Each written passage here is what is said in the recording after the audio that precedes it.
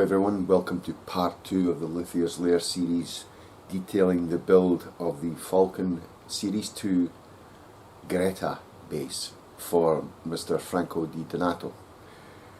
This is going to be quite an exciting episode. We're going to go right up to the installation and testing of the light display that's going to be on the neck of this bass, and it's quite something really.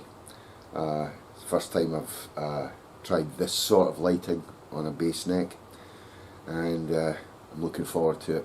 So come along with me for the ride. Should have a lot of fun today. So Mr. Bond, what do we have here?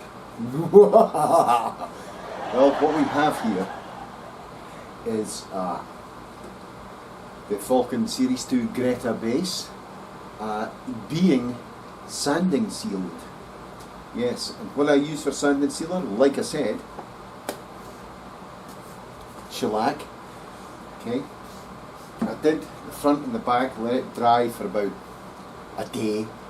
Now I'm doing the sides now, I got it all fitted, so this is all dry. I didn't do it at once because I don't have a spray booth, and I don't like exposing myself to these fumes, but I do have, as you could probably hear, my extractor on and a fan going that pushes the airflow goes into the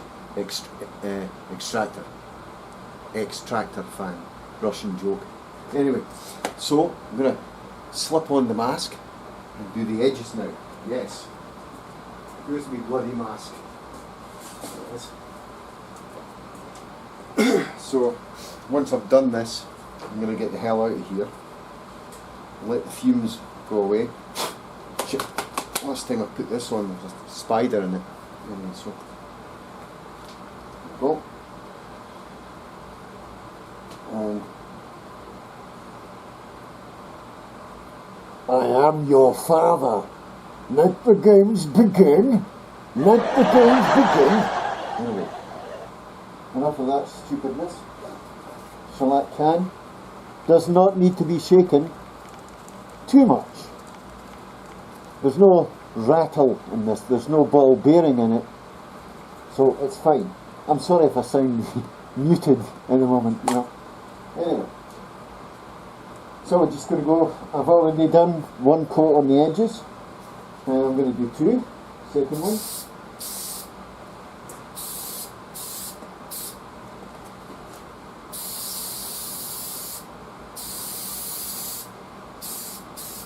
Shellac's very thin, so use it very sparingly.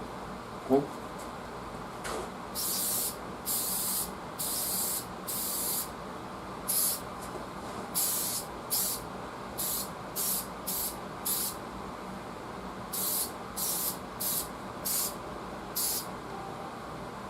Done. Okay. So that's two coats. We'll have one more coat, and then I'm going to leave it about 2 or 3 days to really get in there, and then I'll be sanding it down to probably about 600 grit. Inspect it if it needs more sand and sealer. Take these off. I will put more sand and sealer on it, sand it back again, and if I'm happy, time for clear coat and maybe the frosted colour. I don't know, we'll see. So there it is, hanging up there with all the rest of my projects. Well, apart from that one, right there. Yes, that's my tribute Gazzbass. The Gazzbass JB1 tribute. Been dying to make that one for ages, and might have a potential buyer. So back here, stop telling me the camera's panning too fast. There's another Falcon Series 2 there, ready to be sanding sealed. There's a Maui Blue Scarab Series 2 there, and I'm working on an acoustic guitar as well. So I got 5 projects going on. Always good to keep busy. Oh, look, there's the back. Oh, look, nice. So let's go do the next thing. which I don't know what it is yet. I actually do, but I'm not telling you. I'm not telling you until you actually watch the next segment, okay? Okay, so this next little segment is just to show you the progress I'm making on the neck. All the channels and everything are routed out in the back of the fingerboard so that I can put in the LED panels. Now, it's going to be red dot inlays, red LEDs, and then white and green Italian flag colours, okay? Per my endorser Franco Di Donato's instruction. I don't know which way to put these. Will I make this white or will I make that white? And let's just dim the lights here a little bit so you can just see the effect of these LEDs. They're very bright. Now, should I put a brightness control on them or not? I might do. As you can see, very bright, but they look really cool. Now the next thing is to make sure the panels are positioned correctly behind each logo there. Clean up the logos a bit, there's still a bit mess and stuff, polish up the logos, and that'll be fine. Everything will look very nice. But as you can see, beautiful. And the next step after that will be to actually darken the fingerboard with some light walnut stain. And when I've done the light walnut stain, after that we can go ahead and fill some of the grain and then put sand and sealer on it. And of course I use a couple of tools for cleaning out the frets after that, because I don't like to cut the frets when the finish is on, so I can use my little Japanese fret saw, and also this tool from Hosco, which is a little fret saw, tiny fret saw. It's for clearing out fret slots, so it should be awesome, you know. And that's what we'll do with that.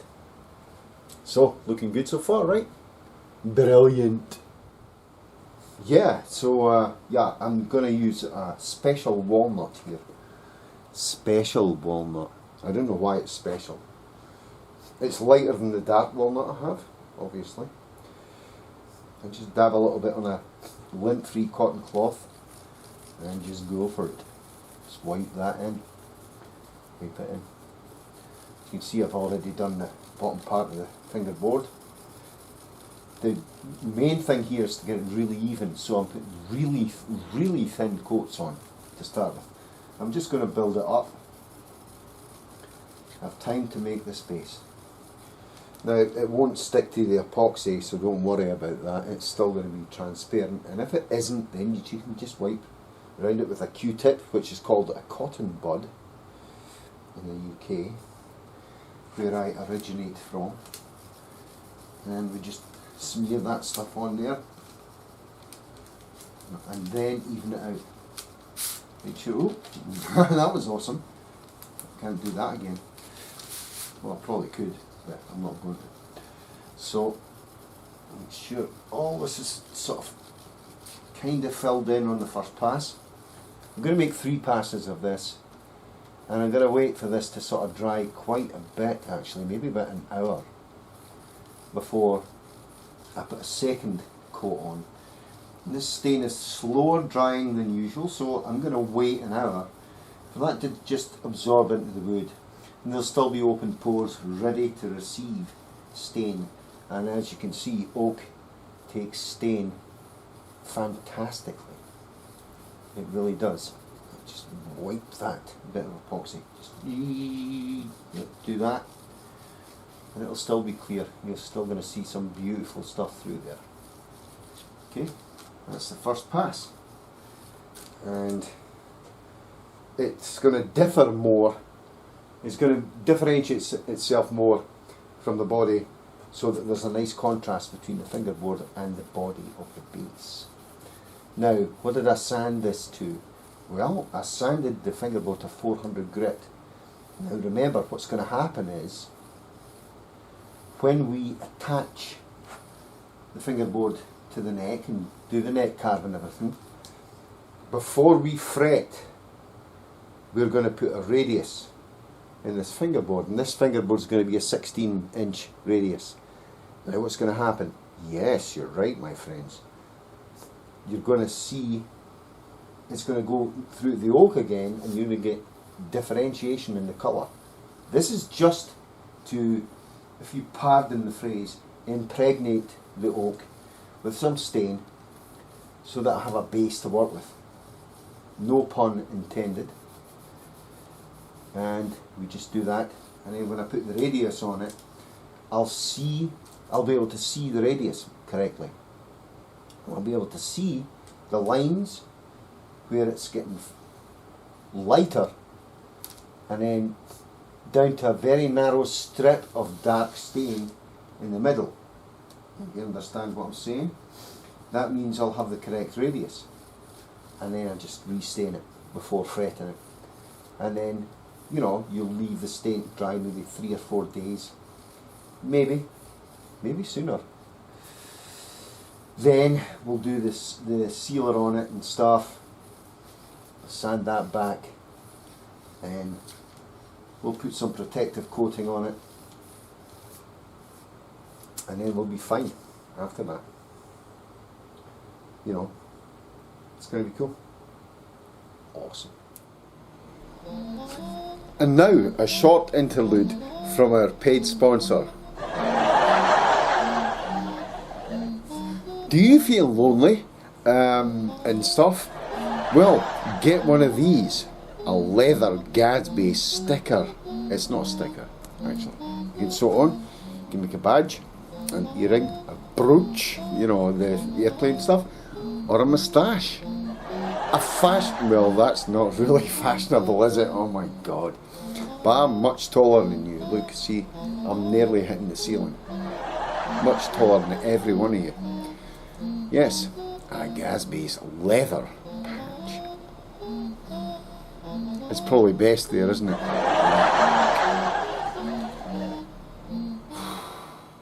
Scalpel. Thank you, sir.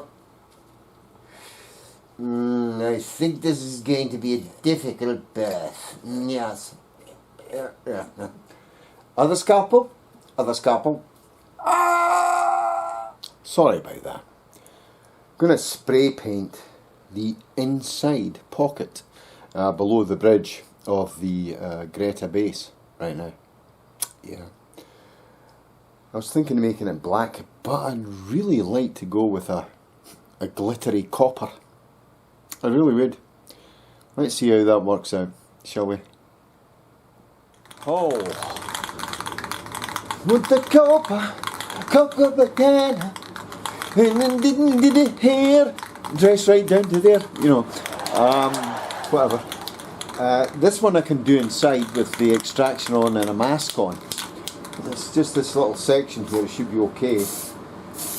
Yeah, that's a nice copper colour there, so let's go for it.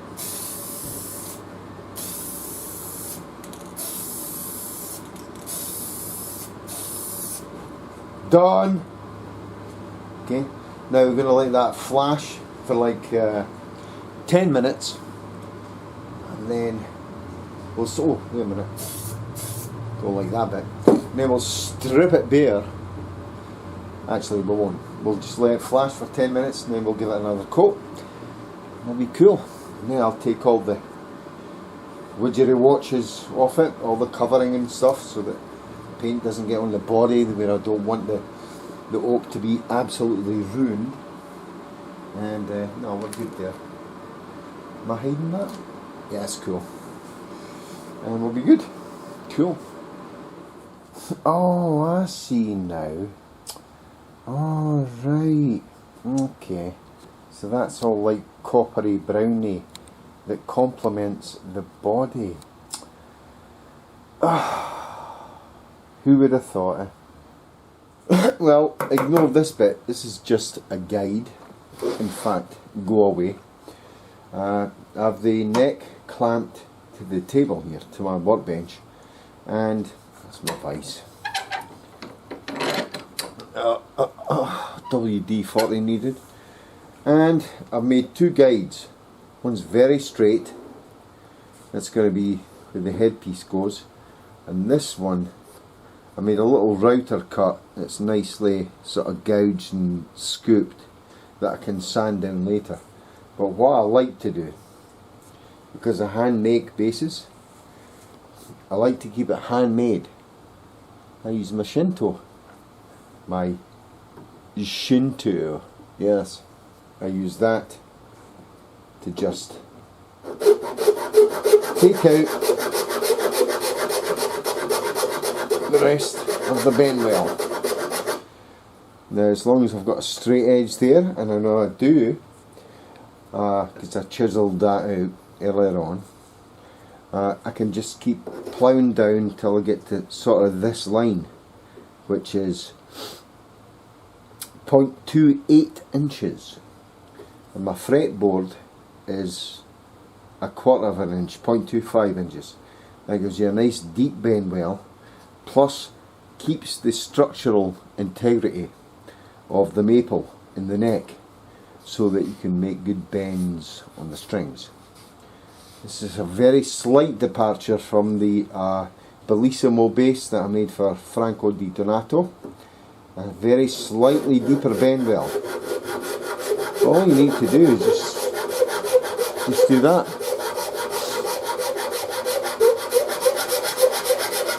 And have fun while you're doing it. Don't use this. Don't use that. I mean, that. Yeah, don't use the router. Don't. Just do it by hand. And you know what? Put on some relaxing music and just chill, man. I mean, that's all you need to do.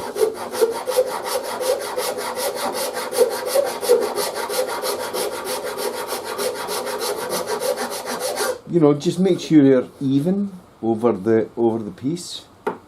Keep that straight. And if not, I mean, hell, that's why you keep extra on wood, you know. So if this isn't even, you can even it out and you can put the headpiece back a little bit or whatever, you know. It's all handmade. That ensures that every bass that I make is unique.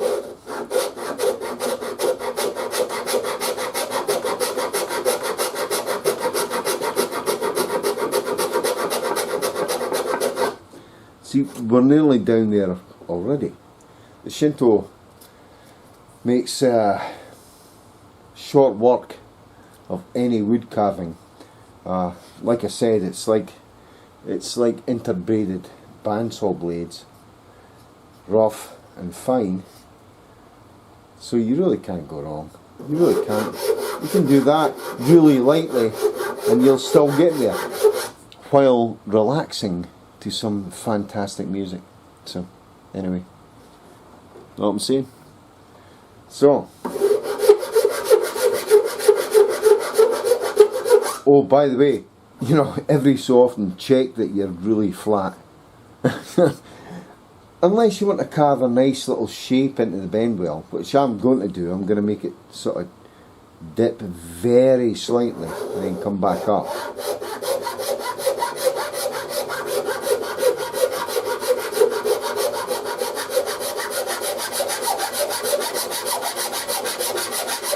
See, if I go hard, that's with the fine, and then go with the rough.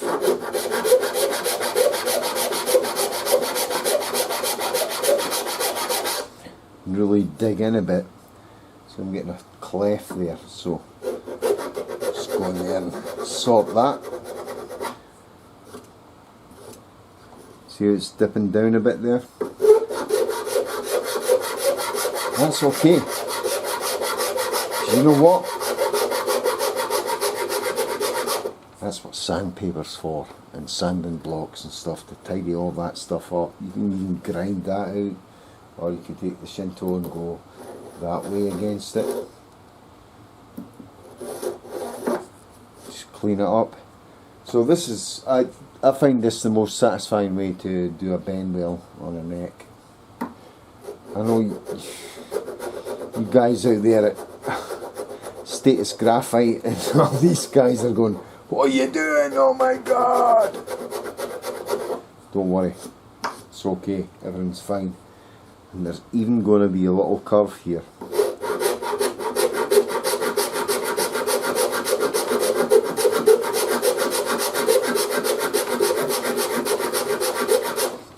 Now, because I made that little cut with the router earlier on, I can tell I'm heavy on this side. So I've got to angle the shank up a little bit.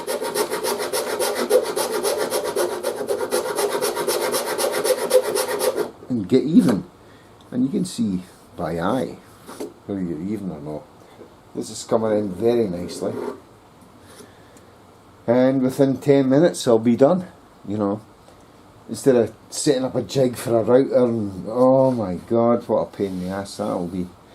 Plus you get all this nice stuff here that you can save. And when you get like drill marks and stuff, and you go, oh no, what am I going to do? You can use this with glue to fill it, you know. So it's awesome. You should do it. It's so relaxing. Anyway, back soon.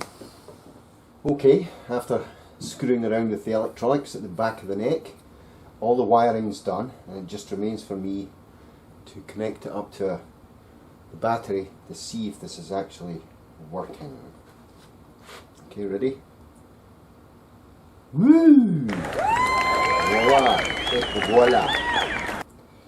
Let's just twist this on. I'm going to keep this on for 24 hours.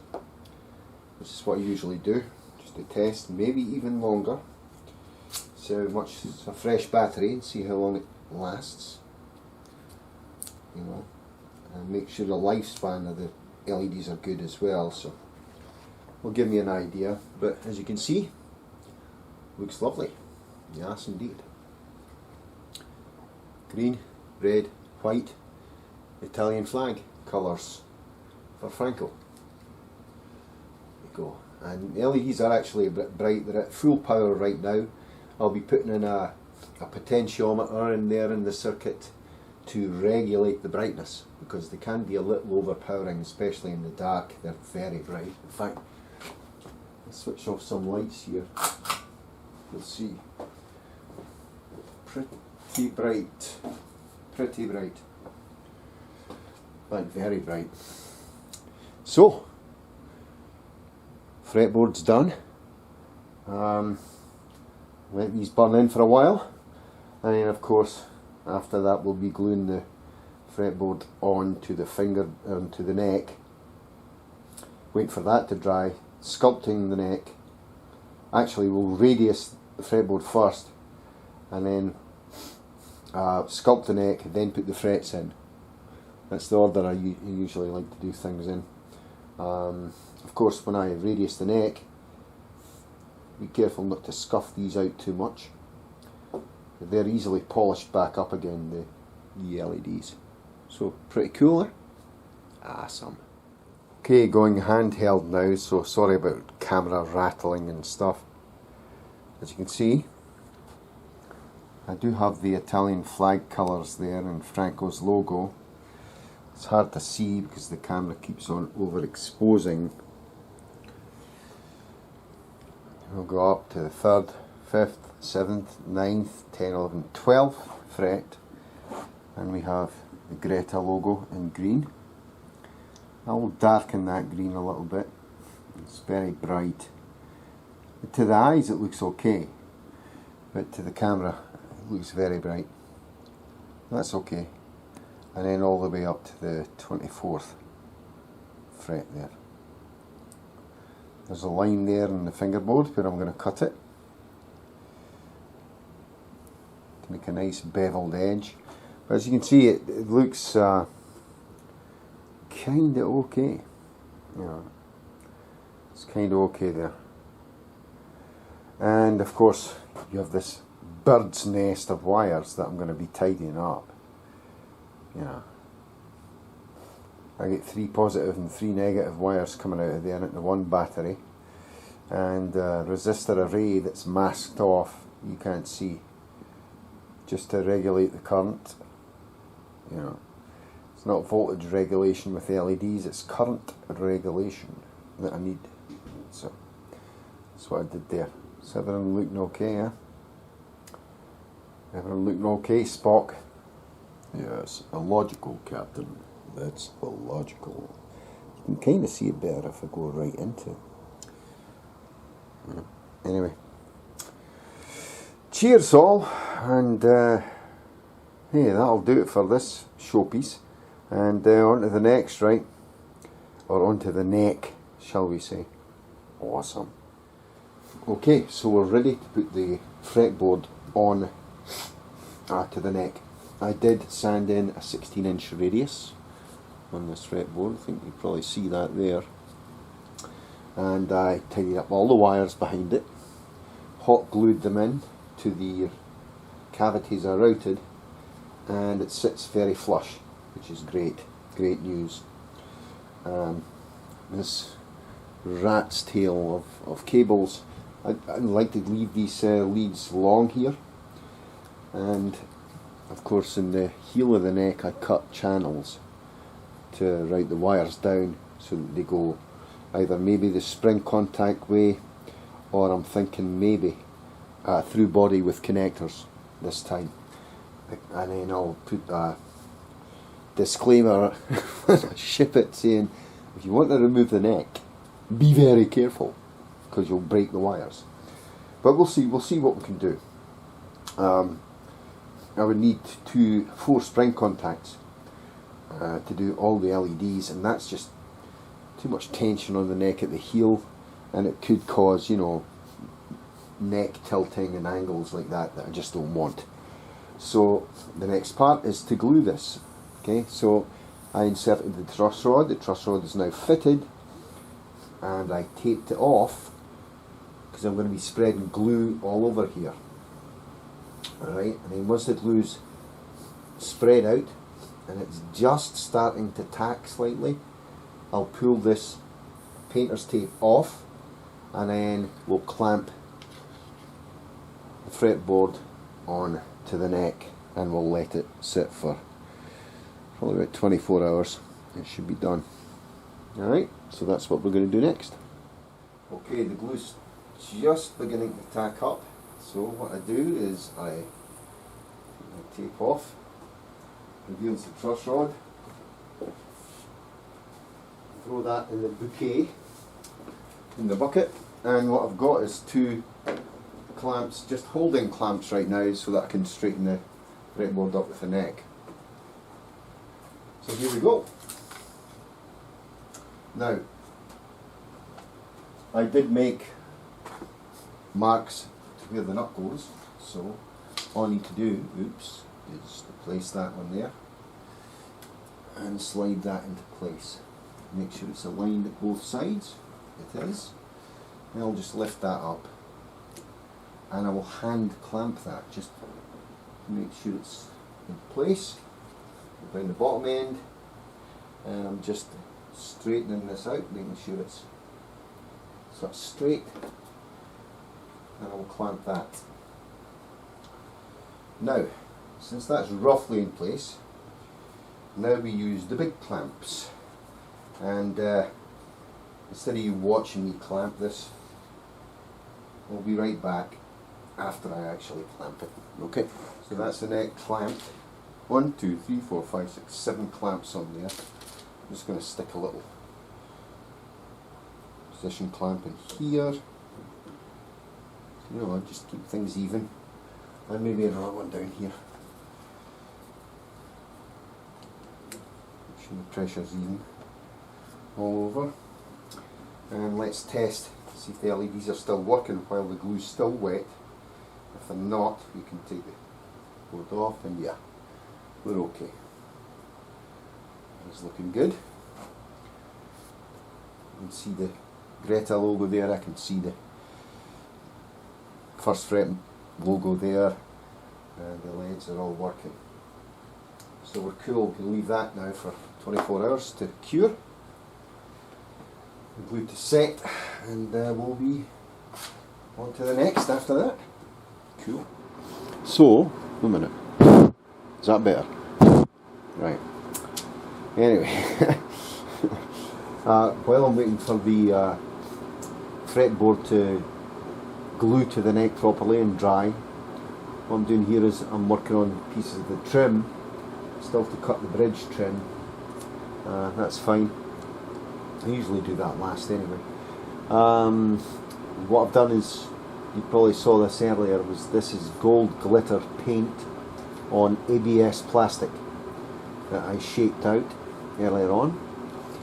Now it looks extra glittery now because what I did was I scuff sanded, after I painted it and let it cure, the paint cure for like a week, I scuff sanded it down to 600 grit because I still want there to be some texture in it.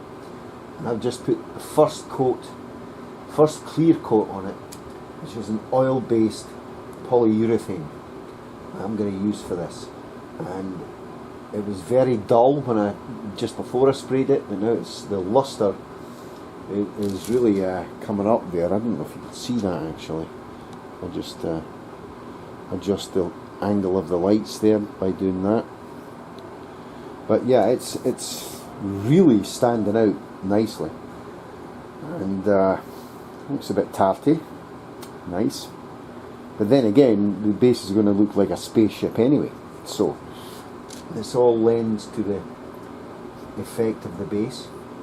Now this coat has been on there for nearly 10 minutes, so it's time to give it another coat. And that's all the noise you can hear is the extraction going off and stuff in here. And we'll give it another light coat of oil-based polyurethane. Wait another 10 minutes, third coat, and then we're going to leave it for a week, another week, and then we'll polish it up. It should look very nice. Yes, indeed. Just following the same principles of finishing, you know, whether it be wood, plastic, metal, you know, stuff like that. You're always following the same sort of principles. Okay? Looking good. Okay, the neck is unclamped. You can still see there's plenty of meat on there to do final shaping and everything. The lip on there. Everything's out of dimension right now, but that will be solved during the shaping and carving process.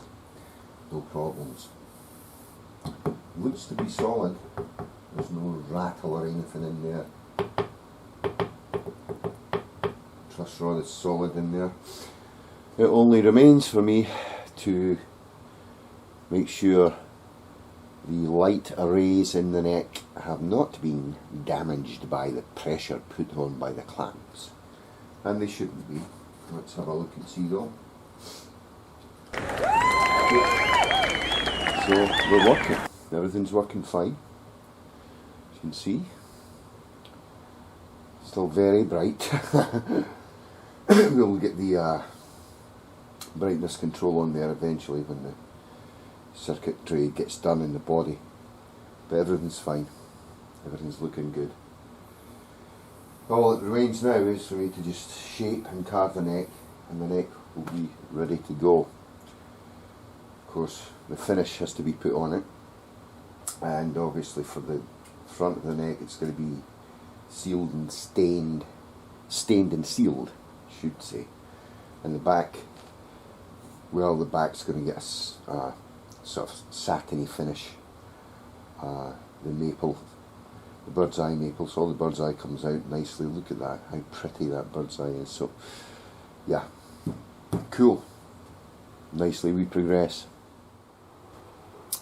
That's it for this episode. I hope you enjoyed it. I'm glad you could join me as well. Amazing stuff, a lot of fun, and hopefully in the next episode we'll get right up to putting a finish on the body. Can't promise anything though, considering the weather here and the spray booth that I used to use, of course with COVID, a lot of people are out of business and stuff. It really sucks, so I have to do my clear coating outside, and it's very humid and hot and stuff like that in South Florida this time of year, but there's not much I can do about it. I just need to pick my battles. So anyway, so once again, glad you could join me, and as always, stay safe, be good, and I'll catch you next time. Cheers folks, bye bye.